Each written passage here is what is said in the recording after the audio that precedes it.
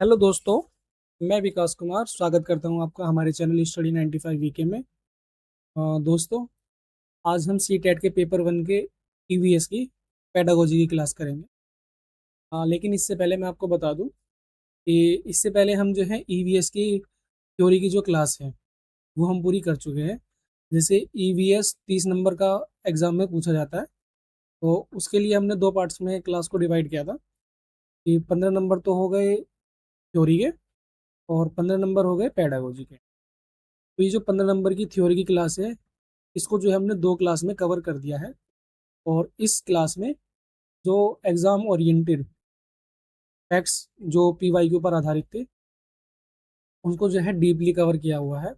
और साथ में उसके जो इम्पोर्टेंट पॉइंट्स थे, वो सभी को उन सभी को जो है लगभग इन दो क्लास में कवर कर दिया गया है। ये दो क्लास जो है, एक क्लास लगभग 50 मिनट की है और एक क्लास लगभग 40 मिनट। तो इन क्लास दो क्लासेस में अगर आपके 15 नंबर बन जा रहे हैं, बहुत अच्छी बात है। और दूसरा जो है, आज हम 15 नंबर की जो पेडागोजी है उसकी क्लास करेंगे। इन 15 नंबर को जो है हम एक क्लास में कवर करने की कोशिश करेंगे। ठीक है, तो चलिए शुरू करते हैं आज की क्लास ईवीएस की पेडागोजी। ठीक है, तो जैसे इसमें बताया कि ईवीएस क्या है, तो ईवीएस का पूरा नाम इन्वायरमेंटल स्टडीज है, पर्यावरण अध्ययन है, ये सब आप जानते हैं। ईवीएस कक्षा 1 से 5 में ईवीएस का उद्देश्य केवल बच्चों को पेड़ पौधे, जानवर, पानी, परिवार आदि के बारे में जानकारी देना नहीं है। ठीक है, क्योंकि ये हमारे ईवीएस की थीम्स हैं। पेड़ पौधे, जानवर, पानी, परिवार, इन सब के बारे में जानकारी नहीं देना है। ठीक है, तो ईवीएस का क्या उद्देश्य है फिर? ईवीएस का जो मुख्य उद्देश्य है, वो बच्चों को अपने आसपास के वातावरण को समझें। बच्चे जो हैं अपने आसपास के जो उनके वातावरण है उसको समझें। अपने अनुभवों से, जो उनके पूर्व के अनुभव है, उनसे जो है नए ज्ञान का निर्माण करें। प्रकृति और समाज के बीच में संबंध को समझें। प्रश्न पूछना सीखें कि कैसे प्रश्न पूछते हैं।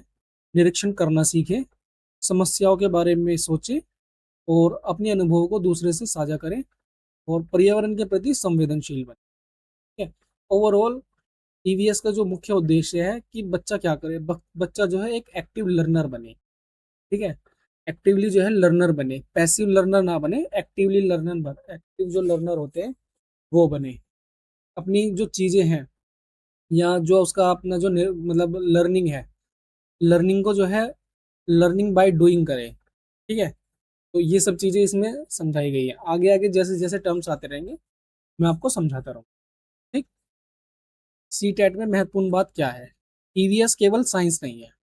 हम सोच लेते हैं कि भाई ईवीएस साइंस है, नहीं, ईवीएस साइंस नहीं है। ईवीएस में साइंस प्लस सोशल साइंस और बच्चों का दैनिक जो जीवन होता है और पर्यावरण, ये सभी जो है आपस में जुड़े हुए हैं। क्या क्या? साइंस, सोशल साइंस, बच्चों का दैनिक जीवन और पर्यावरण, ये सभी जो है आपस में जुड़े।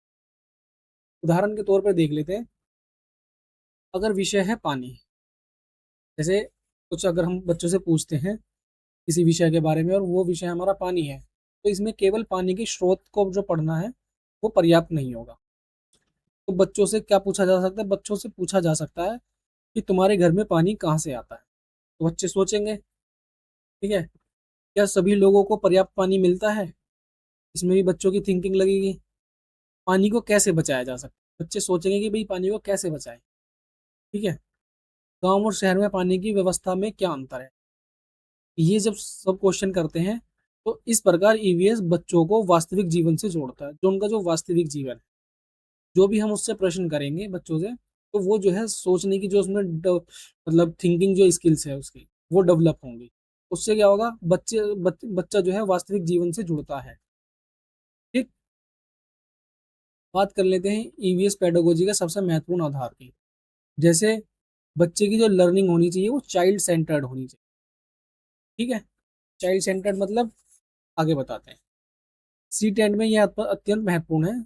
चाइल्ड सेंटर्ड अप्रोच क्या है? ठीक है, इसमें बच्चा जो है सीखने की प्रक्रिया का केंद्र होता है। बच्चे मतलब जो भी बच्चे की जो लर्निंग होती है, उसमें बच्चे को केंद्र में रखा जाता है।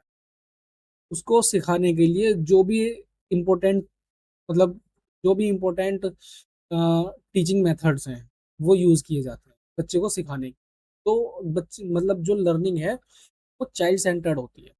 जैसे पहले जो पुराना जो तरीका था वो टीचर सेंटर्ड था। तो इसमें क्या क्या होता था, टीचर केवल बोलता था, टीचर बोलता था, बच्चा सुनता था, याद करता था और परीक्षा देता था। तो इसमें बच्चे की किसी भी तरह की कोई डेवलपमेंट नहीं होती थी। तो इसको कहते थे पैसिव लर्नर। ठीक है। चाइल्ड सेंटर्ड अप्रोच में क्या होता है कि बच्चा जो है देखता है, प्रश्न करता है। जैसे बच्चे से कुछ प्रश्न करा, फिर बच्चे से पूछा गया, तो बच्चा जो है देखेगा, फिर उसको जो है प्रश्न करता है उसके बारे में। फिर अगर उसे प्रश्न का जवाब नहीं मिलता तो वो उसको जो है एक्सप्लोर करता है, यानी खोजता है उसको। फिर आपस में बच्चों में डिस्कशन करता है। फिर उस तक मतलब जो उससे प्रश्न पूछा गया उसका आंसर निकालने के लिए वो एक निष्कर्ष तक पहुंचता है। इससे अब इसमें बच्चा क्या हो रहा है, एक्टिवली इंगेज हो रहा है। ठीक है। लर्निंग मतलब लर्निंग का जो प्रोसेस है इसमें एक्टिवली इंगेज हो रहा है, तो इसको क्या कहेंगे, एक्टिव लर्नर। इसमें बच्चा क्या हो रहा है, एक्टिव लर्नर प्रोसेस है ये। ठीक है। थोड़ा सा और को देख लेते हैं। टीचर सीधे यह ना बताए, क्या ना बताए, कि पौधे प्रकाश संश्लेषण द्वारा भोजन बनाते हैं। ठीक है। बल्कि बच्चों को अलग अलग पौधे दिखाकर पूछे इनमें क्या समानता है, और दोनों दो दो जैसे पौधे इनमें क्या अंतर है। पौधों को यदि पानी ना मिले तो क्या होगा, पौधों को प्रकाश चाहिए या पौधों को प्रकाश क्यों चाहिए, क्या सभी पौधे एक जैसे होते हैं। इस तरीके के जब क्वेश्चन करते हैं तो इससे बच्चा स्वयं जो है अवधारणा तक जो अप्रोच है उसकी उस तक पहुंचता है, जो उसका मतलब क्वेश्चन की जो अप्रोच है तक जो है पहुंचता है। सीटेट एग्जाम पॉइंट अगर विकल्पों में, ये थोड़ी सी ध्यान रखने वाली चीजें हैं। अगर विकल्प में हो, शिक्षक बच्चों का पूरा उत्तर दे, बच्चे को उत्तर खोजने का अवसर दिया जाए। जैसे शिक्षक जो है बच्चों को पूरा उत्तर बता दे। ठीक है। तो ये तो होगी मतलब पैसिव लर्नर वाली। इसमें जो है शिक्षक ही बच्चे का सारा कार्य कर दे, शिक्षक जो है बच्चे का सारा कार्य कर देगा। तो ये इसमें तो होगी, ये तो हो गया पैसिव लर्नर। बच्चा जो है इसमें पैसिव लर्नर होगा। तो ये चीजें होती हैं, ये गलत मानी जाती हैं आज के टाइम पे, ये चीजें गलत हैं। ठीक है? तो और बच्चे को जो है उत्तर खोजने के लिए अवसर देना, ये चीजें सही होती हैं। तो बी जो है बेहतर पेडागोजिकल अप्रोच है।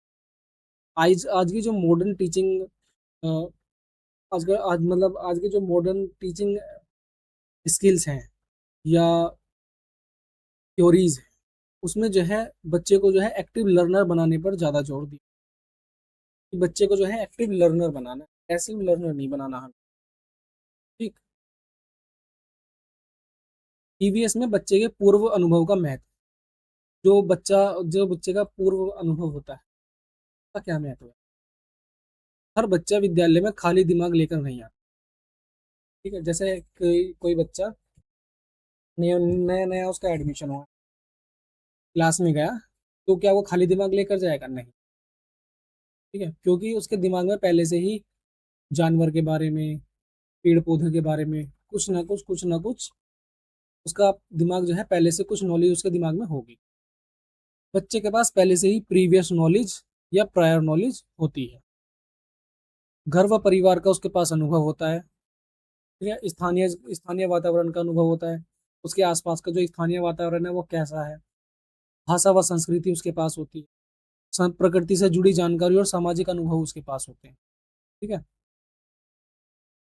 यदि शिक्षक पशु पढ़ा रहा है, उदाहरण के तौर पर देख लेते हैं, यदि शिक्षक पशु पढ़ा रहा है तो बच्चों को पहले से पता हो सकता है कि गाय जो है दूध देती है, कुत्ता घर की रखवाली करता है, पक्षी जो है उड़ते हैं। शिक्षक को इस नॉलेज को नई नॉलेज के जोड़ना चाहिए। ये जो उसकी प्रायर नॉलेज है, बच्चे की जो प्रीवियस नॉलेज है, इस नॉलेज को नई नॉलेज से जोड़ना शिक्षक का कार्य होता है। महत्वपूर्ण सिद्धांत क्या है, नई नई लर्निंग को बच्चे के पूर्व अनुभव से जोड़ना चाहिए। नई लर्निंग को बच्चे के पूर्व अनुभव से जोड़ना चाहिए। सी टेट में बार बार जो है इससे प्रश्न। ठीक है।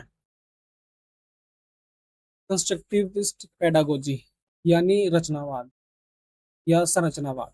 ठीक है। कंस्ट्रक्टिविज्म का क्या अर्थ है? बच्चा ज्ञान केवल शिक्षक से प्राप्त नहीं करता है। बच्चा जो है ज्ञान जो है केवल शिक्षक से प्राप्त नहीं करता है, बल्कि अपने अनुभवों और सक्रिय भागीदारी सहभागिता के साथ के माध्यम से स्वयं ज्ञान का निर्माण करता है। नॉलेज इज, जैसे कहते हैं कि नॉलेज इज कंस्ट्रक्टेड, ज्ञान को जो है ज्ञान का निर्माण किया जाता है, नॉट सिंपली ट्रांसमिटेड। उसको जो है ट्रांसमिटेड या ट्रांसफर उसको नहीं किया जा सकता। ठीक है, ज्ञान का निर्माण करना होता है, ना कि उसको ट्रांसफर करना। ठीक है। प्रक्रिया क्या होगी? जैसे बच्चा जो है कोई कार्य कर रहा है, उस कार्य से बार बार, जैसे ट्रायल एंड एरर की थ्योरी में बताया था कि किसी कार्य को बार बार करने से उस बच्चे को क्या होगा? एक्सपीरियंस होगा। एक्सपीरियंस से क्या होगा? उसकी थिंकिंग डेवलप होगी। थिंकिंग डेवलप होगी तो वो क्वेश्चन करेगा। क्वेश्चन करेगा तो उसका उसको आंसर नहीं मिलेगा तो वो पीयर ग्रुप में अपने डिस्कशन करेगा। फिर उससे क्या होगा कि उसकी जो अंडरस्टैंडिंग है वो डेवलप होगी। ठीक है। जैसे टीचर पूछता है कौन सी चीज़ें पानी में तैरती हैं और कौन सी डूबती है। बच्चे अलग अलग वस्तुएं पानी में डालकर देखेंगे या देखते हैं, अनुमान लगाते हैं, प्रयोग करते हैं, परिणाम देखकर चर्चा करते हैं। इस पूरी प्रक्रिया में बच्चा स्वयं जो है कॉन्सेप्ट डेवलप करता है। ये चीज़ इसमें हो गई। ठीक है। ईवीएस में क्या होगा कि लर्निंग बाय डूइंग, यानी करके सीखना। ठीक। ईवीएस को केवल किताब पढ़कर सीखना प्रभावी नहीं है। ईवीएस को केवल किताब पढ़कर सीखना प्रभावी तरीके से नहीं होता है। ठीक है। बच्चे को करके सीखने का अवसर मिलना चाहिए। इसे लर्निंग बाय डूइंग कहा जाता है। उदाहरण के तौर पे देख लेते हैं बीज का अंकुरन। एक टॉपिक होता है बीज का अंकुरन किताब में। तो केवल किताब में पढ़ाने के बजाय बच्चों को बीज दे, उसे मिट्टी या रुई में रखें, नियमित उसे पानी दे, प्रतिदिन ऑब्जर्वेशन करें, बदलाव लिखें और चित्र बनाएं। क्या क्या उसमें बदलाव हो रहे हैं और किस तरीके से वो बढ़ रहा है उसका चित्र बनाएं। ठीक है। अब बच्चा केवल अंकुरन शब्द याद नहीं करेगा बल्कि उसे वास्तविक रूप से अनुभव भी करेगा। ठीक है। तो इसमें क्या होता है कि बच्चा जो है करके सीखता है। ईवीएस के लिए एक्टिविटी बेस्ड लर्निंग को प्राथमिकता दी जाती है। यही जो लर्निंग बाय डूइंग है, इसी को जो है एक्टिविटी एक्टिविटी बेस्ड लर्निंग भी कह सकते हैं। एक्टिविटी बेस्ड लर्निंग भी कह सकते हैं। ऑब्जर्वेशन, ऑब्जर्वेशन मतलब निरीक्षण। ईवीएस में ऑब्जर्वेशन स्किल्स बहुत महत्वपूर्ण है। बच्चों को अपने आसपास की चीज़ों को ध्यानपूर्वक देखने का अवसर मिलना चाहिए। जो भी उसके आसपास की चीज़ें हैं उसको ध्यानपूर्वक देखने का जो अवसर है उसको मिलना चाहिए। एग्जाम्पल के तौर पर देखते हैं, बच्चों को विद्यालय के बगीचे में ले जाकर पूछें यहाँ कितने प्रकार के पौधे हैं, पत्तियों के आकार में क्या क्या अंतर है, कौन से पौधे बड़े हैं और किन पौधों पर फूल है, कौन से जीव दिखाई दे रहे हैं। यह केवल जानकारी देना नहीं है, बल्कि बच्चे में साइंटिफिक एटीट्यूड और ऑब्जर्वेशन स्किल्स विकसित करता है। जब हम बच्चे से पूछेंगे कि यहाँ कितने प्रकार के पौधे हैं, तो बच्चा जो है आसपास अपनी चीज अपने आसपास के जो पौधे की मतलब वैरायटी है उसको देखेगा। उन पौधों की पत्तियों के आकार में क्या अंतर है उस उन चीजों को वो नोट करेगा, देखेगा। ठीक है। उसको ऑब्जर्व करेगा, कौन से पौधे बड़े हैं, ठीक है, और कौन से पौधे छोटे हैं। वो इस चीज को भी ऑब्जर्व करेगा, किन पौधों पर फूल लगे और किन पौधों पर फूल नहीं लगे हैं, इस चीज को ऑब्जर्व करेगा। कौन से जीव दिखाई दे रहे हैं, कौन से नहीं दिखाई दे रहे, इन चीज को भी ऑब्जर्व करेगा। तो ये जो पूरी प्रक्रिया है इसका मतलब केवल जानकारी देना नहीं है, बल्कि बच्चे में साइंटिफिक एटीट्यूड और ऑब्जर्वेशन जो स्किल्स होती है उसको विकसित कर। ठीक है। बात कर लेते हैं क्वेश्चनिंग की, प्रश्न पूछना। ईवीएस में शिक्षक का काम केवल प्रश्नों के उत्तर देना नहीं होता। जैसे क्लास में ईवीएस का वो शिक्षक का जो काम होता है केवल प्रश्नों का उत्तर देना नहीं होता, बल्कि उसे बच्चों को प्रश्न पूछने के लिए प्रेरित करना चाहिए, बच्चों को मोटिवेट करना चाहिए। अगर किसी टॉपिक को हम उसको बच्चों को पढ़ा रहे हैं तो बच्चों से जो है पूछना चाहिए, बच्चों से कहना चाहिए कि आपका मतलब इस टॉपिक से रिलेटेड कोई प्रश्न है या नहीं है। अगर है तो आप पूछ सकते हैं। इस तरीके से बच्चों को प्रेरित करें। कमजोर अप्रोच क्या होगी? टीचर कहता है यह पौधा है, इसके 3 भाग होते हैं, बच्चे केवल सुनते हैं। इससे ये जो है कमजोर अप्रोच है, टीचर की जो है कमजोर अप्रोच है। इसमें बच्चा जो है एक्टिवली एंगेज नहीं होता है। बेहतर अप्रोच क्या होगी? टीचर पौधे टीचर पूछे तुम्हें पौधे में कौन कौन से भाग दिखाई दे रहे हैं? फिर जड़ दिखाई क्यों नहीं देती? प्रश्न बच्चे की थिंकिंग को आगे बढ़ाता है। जब हम बच्चे से प्रश्न करते हैं तो बच्चे के अंदर जो थिंकिंग स्किल्स है वो डेवलप होती है। जब वो डेवलप होती है तो उसके बाद की जो भी प्रक्रिया है वो धीरे धीरे अपने आप डेवलप होनी स्टार्ट हो जाती है। ठीक है। डिस्कशन यानी चर्चा करना। बच्चों को अपने विचार व्यक्त करने चाहिए। उदाहरण के तौर पे टॉपिक है हमारा जल संरक्षण। टीचर पूछता है पानी बचाना क्यों जरूरी है? पानी बचाना क्यों जरूरी है? तो विभिन्न बच्चों के उत्तर होते हैं। क्योंकि पानी खत्म हो सकता है। किसी कोई बच्चा कह सकता है क्योंकि पानी खत्म खत्म हो सकता है। या कोई कहेगा जानवरों को भी पानी चाहिए। या कोई कहेगा खेती के लिए पानी जरूरी है। शिक्षक इन उत्तरों को जोड़कर एक कॉन्सेप्ट विकसित करता है कि हमें पानी बचाना क्यों जरूरी है। क्योंकि पानी की जो उपलब्धता है, जो फ्रेश वाटर की जो उपलब्धता है वो कम है। खारे पानी की उपलब्धता ज़्यादा है। क्योंकि हम खारा पानी नहीं पी सकते, इसलिए हमें फ्रेश वाटर जो पानी जो पीने का पानी है हमें उसको बचाना चाहिए। ठीक है। फिर यहाँ पे बताते हैं कि जानवरों को भी पानी चाहिए। ठीक है, जानवरों को भी पानी चाहिए, खेती के लिए भी पानी जरूरी होता है। जब इन सब क्वेश्चनों को जोड़ करके टीचर एक कॉन्सेप्ट विकसित करता है तो इससे क्या फायदे होते हैं? तो बच्चों की कम्युनिकेशन स्किल्स डेवलप होती है। जैसे डिस्कशन है, जब इस तरीके की क्लास में इस तरीके की चर्चा होती है तो उससे क्या क्या डेवलपमेंट हो सकता है या क्या क्या फायदे हो सकते हैं? तो जो बच्चों की जो कम्युनिकेशन स्किल्स है वो डेवलप होगी। बच्चों में रीजनिंग यानी तर्क करने की जो स्किल्स है वो डेवलप होगी। बच्चों के अंदर जो लिसनिंग है यानी सुनने की जो क्षमता है वो डेवलप होगी। सामाजिक जो लर्निंग है, सामाजिक अधिगम है वो डेवलप होगी। और जो क्रिटिकल थिंकिंग, ठीक है, वो भी डेवलप होती है। अ, बच्चे की भाषा का क्या महत्व है? ईवीएस में बच्चे की भाषा का महत्व।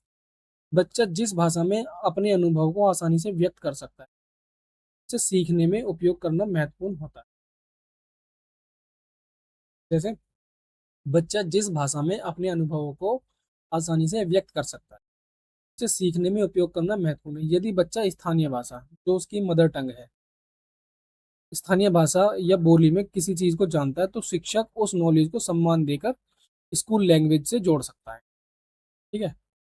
बच्चे बच्चे की भाषा को गलत या बेकार मानना उचित पेडागोजी नहीं है। ठीक है। जैसे हम जो है साउथ के स्कूल में पढ़ा रहे हैं। ठीक है। वहाँ पे क्योंकि हमें तो आती है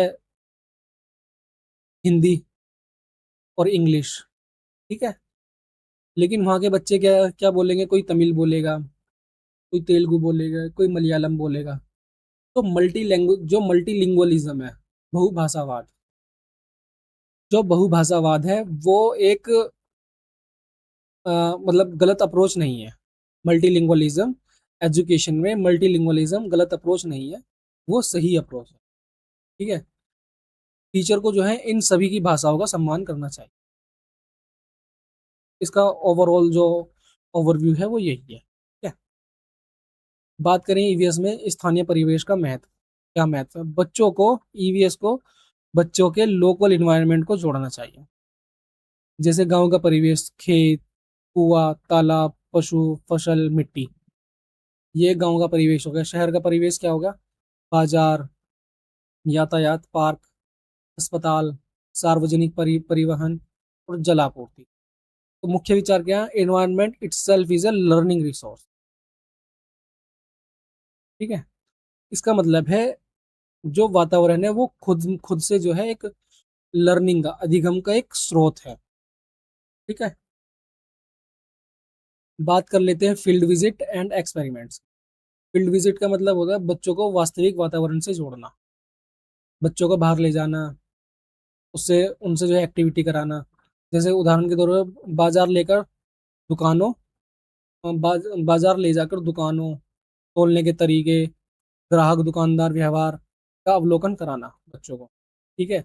या बच्चों को ले जाकर ईंट कैसे बनती है, भट्टे पे ले जा ईंट के भट्टे पे ले जाके, ठीक है, वहाँ पे दिखाना कि ईंट बनाने का जो पूरा पूरा प्रोसेस है वो कैसे है। ठीक है। इस तरीके से मतलब कुछ भी, कोई भी कार्य, जरूरी नहीं कि ईंट का भट्टा ही हो, कहीं भी किसी भी कार्य से मतलब किसी भी उसमें ले जाके फील्ड में ले जाकर कोई भी कार्य दिखाओ, उसका पूरा प्रोसेस उसको दिखाओ बच्चे को। यही जो है फील्ड विजिट्स होते हैं। एक्सपेरिमेंट क्या होता है? जहां संभव हो बच्चों को स्वयं स्वयं प्रयोग का अवसर दें। बच्चे को जो है जो भी वो करना चाहता है या एक्सपेरिमेंट है वो उसको करने देने चाहिए। उदाहरण के तौर पर गुब्बारा फुलाकर छोड़ना और चर्चा करना कि हवा दिखाई दिखाई नहीं देती और उसका गहरा प्रभाव। ठीक है। इस तरीके से जो एक्सपेरिमेंट होते हैं वो बच्चों को करने देने के अवसर देने चाहिए। ईवीएस में जो है इंटीग्रेटेड अप्रोच होती है। इंटीग्रेटेड अप्रोच का मतलब ईवीएस अलग अलग विषयों को आइसोलेटेड कलेक्शन नहीं है। ठीक है? यह विभिन्न क्षेत्रों को जोड़ता है।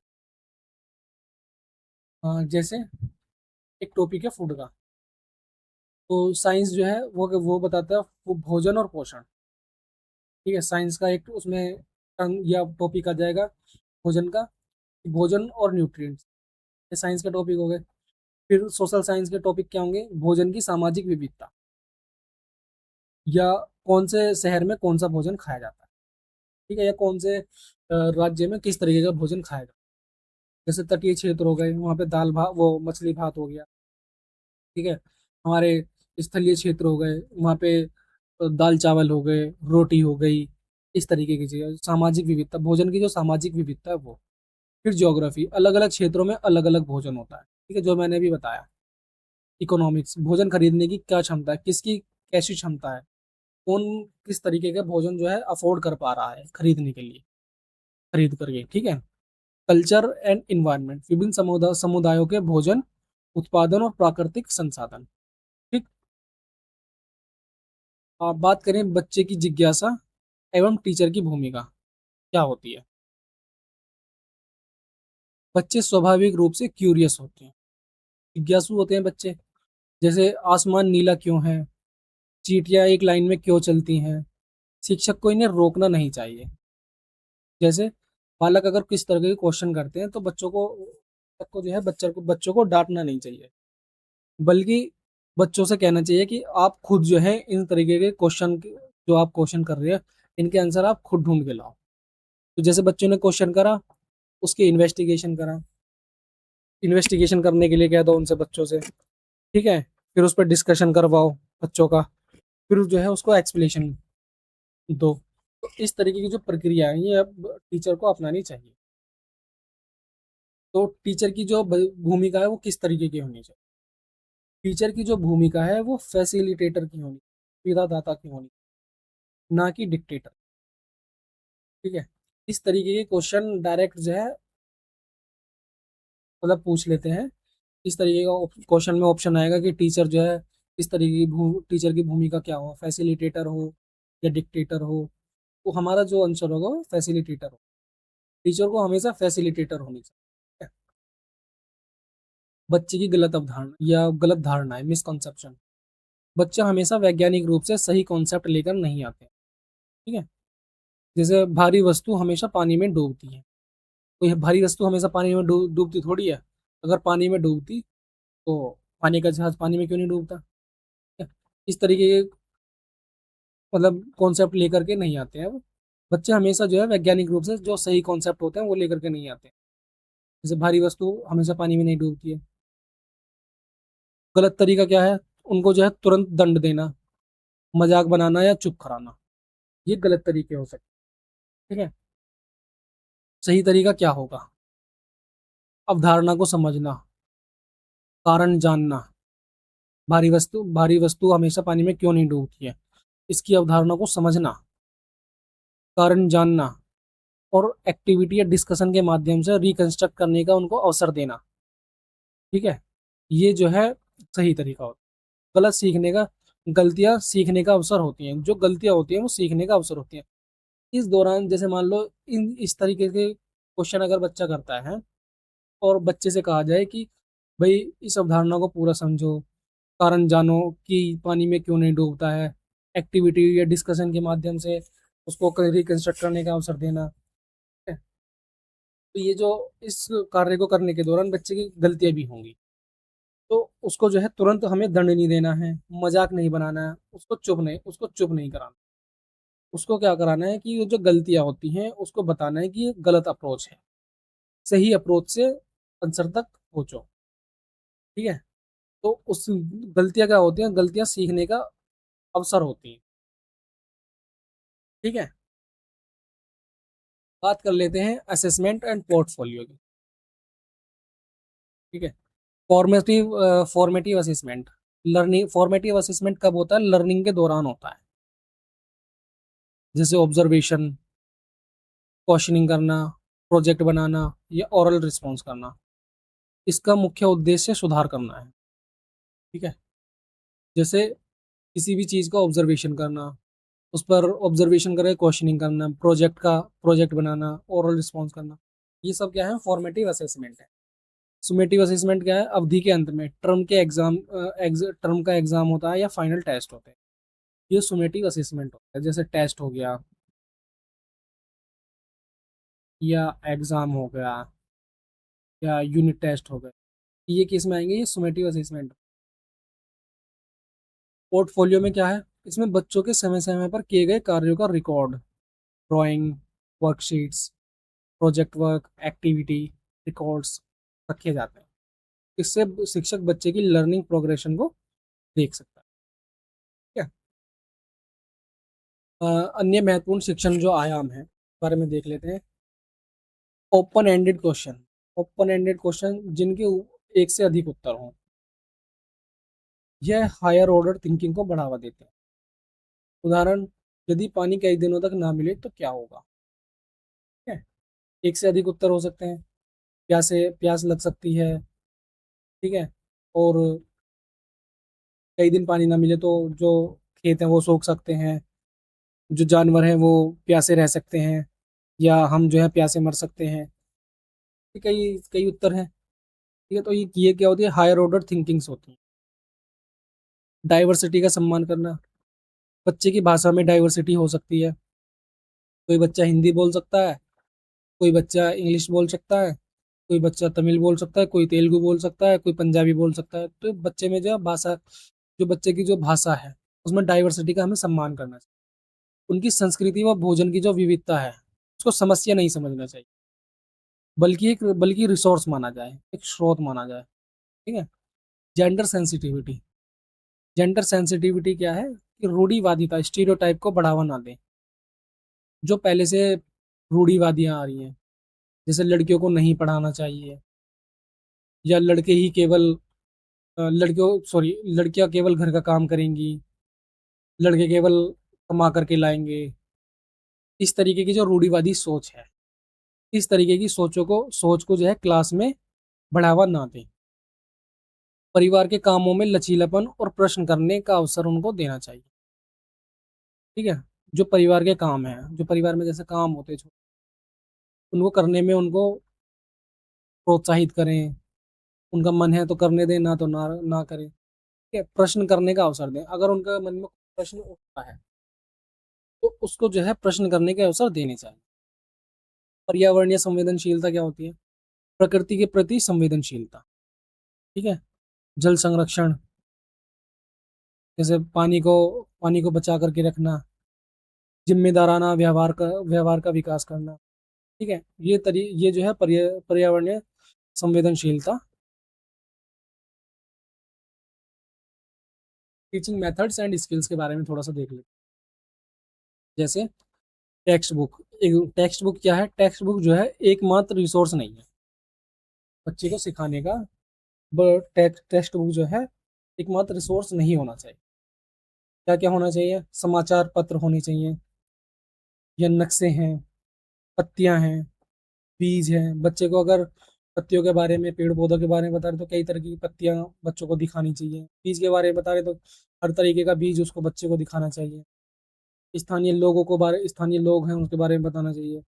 संग्रहालय के बारे में बताना चाहिए। बाजार, सभी ये जो है शिक्षण के साधन है।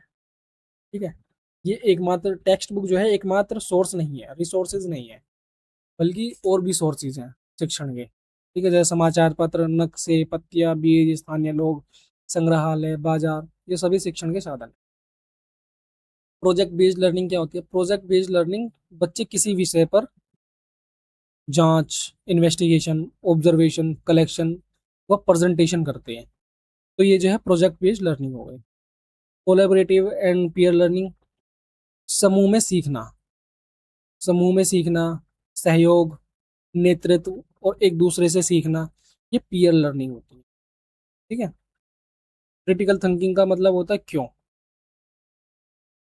कैसे, यदि ऐसा है तो क्या होगा, जैसे प्रश्नों पर चिंतन, थिंकिंग करना। ठीक है। जैसे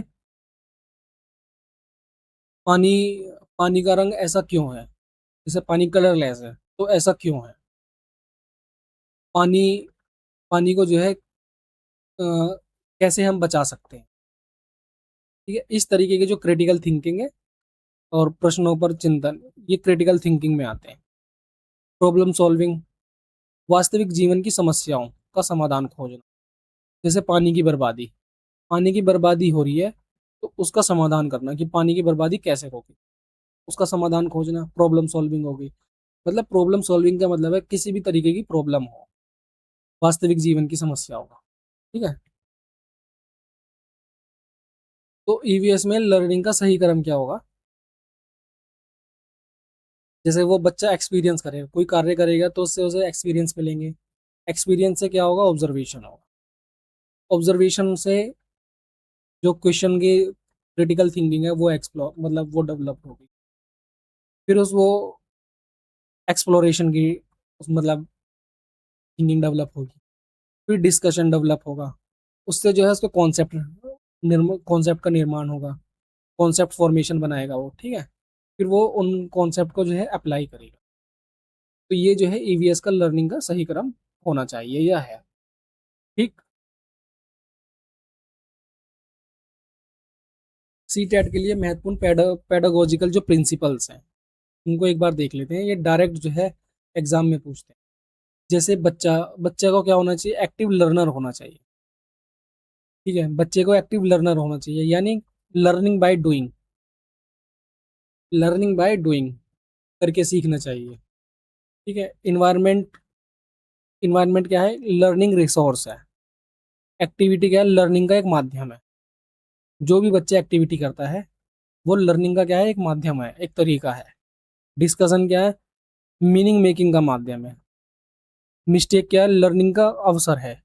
यदि बच्चा कोई गलती करता है, कोई कार्य करने के दौरान यदि बच्चा कोई गलती कर रहा है तो यह भी एक लर्निंग का एक अवसर है।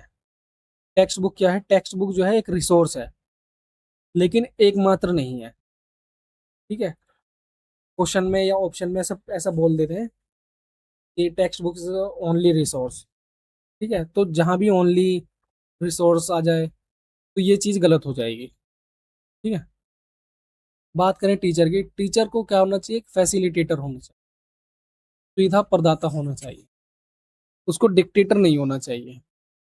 एक्सपीरियंस लर्निंग के आधार पर होते हैं।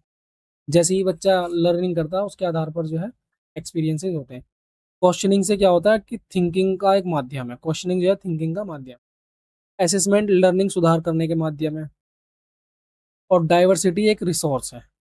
डाइवर्सिटी जो विविधता है बच्चों में, जैसे भाषा को लेके विविधता है, उनके खाने को लेके विविधता है, उनके कपड़ों को लेके विविधता है, तो ये एक रिसोर्स है। ठीक है, बच्चे की लर्निंग का एक रिसोर्स है, ये समस्या नहीं है। तो अब देख लेते हैं कि सी टेट में कैसे किस तरीके के क्वेश्चन जो है बनते हैं। ठीक। जैसे कि प्रश्न है, एक शिक्षक पानी का टॉपिक पढ़ा रहा है। वह बच्चों से पूछता है कि उनके घर में पानी कहाँ से आता है, वे पानी का उपयोग किन किन कार्यों में करते हैं। इसके बाद बच्चों को पानी बचाने के उपायों पर चर्चा करने के लिए कहा जाता है। यह किस अप्रोच को दर्शाता है? क्या ये रोट लर्निंग को दर्शा रहा है? रोट लर्निंग, ये जो इस तरीके के टर्म्स हैं, रोट लर्निंग और डिक्टेटरशिप, ये जो है नेगेटिव वर्ड्स, इनको नहीं होना चाहिए। तो क्या होना चाहिए? लेक्चर मेथड, ये भी गलत होता है। केवल लेक्चर मेथड से थोड़ी बच्चों को बता देंगे।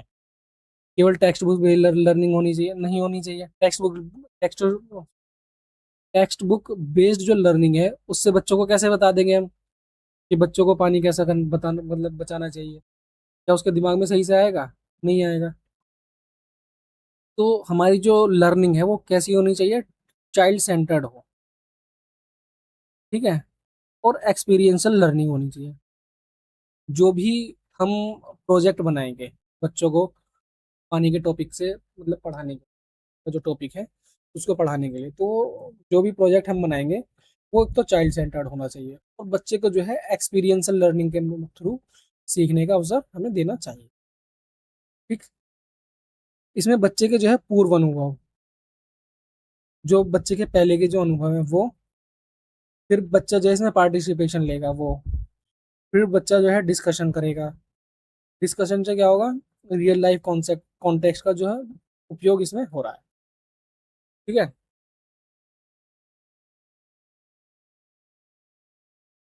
सीटेट ईवीएस पेडागोजी की मास्टर ट्रिक क्या है?